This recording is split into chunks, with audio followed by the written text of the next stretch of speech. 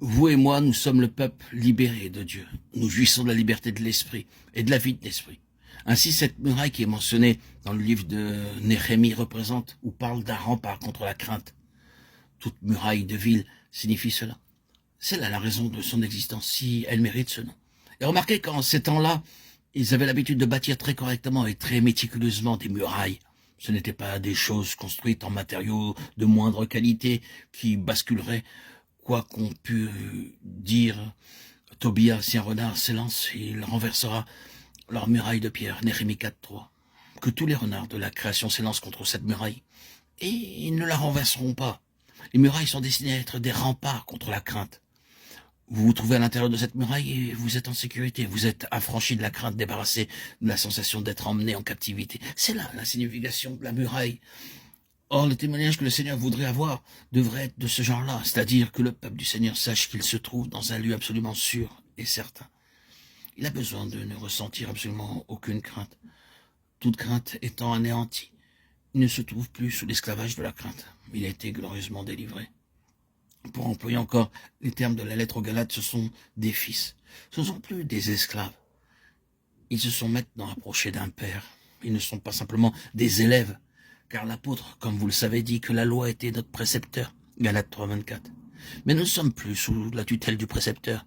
Nous sommes des fils, non pas des élèves. Nous sommes des fils, non pas des prisonniers. En tant que fils, nous sommes libres. La muraille donc parle de sûreté, de sécurité, de délivrance, de l'esclavage, de la crainte. Oh, puisse le Seigneur avoir un peuple comme cela. Or, quel est votre témoignage? Le témoignage du Seigneur est véritablement comme cela? Quel est le vôtre? Vivez-vous dans la servitude, celle du Nouveau Testament, l'esclavage de la crainte?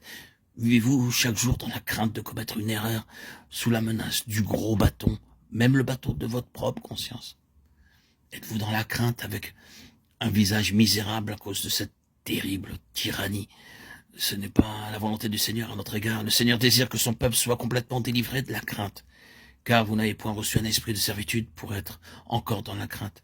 Mais vous avez reçu un esprit d'adoption par lequel nous crions « Abba, Père ». Romains 8:15. Cette muraille donc parle aussi de dettes toutes payées et des riches émoluments de la grâce. Cela est simple, c'est l'évangile de base, mais c'est glorieux. Toutes les dettes réglées, le créancier est satisfait. Le Seigneur Jésus fit cela pour nous dans sa croix. Il paya toute la dette à l'égard de la loi. Il a satisfait la loi et a renvoyé le créancier à ses affaires. Il nous a affranchis de lui, c'est-à-dire de la loi. Et il nous a affranchis de toutes nos dettes. C'est une merveilleuse chose de savoir que toutes vos dettes spirituelles sont réglées.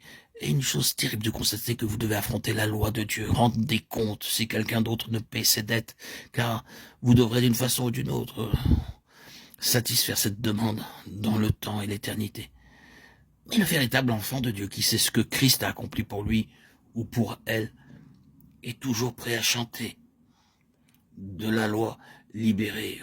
Oh, heureuse condition, son sang Jésus a versé là et rémission.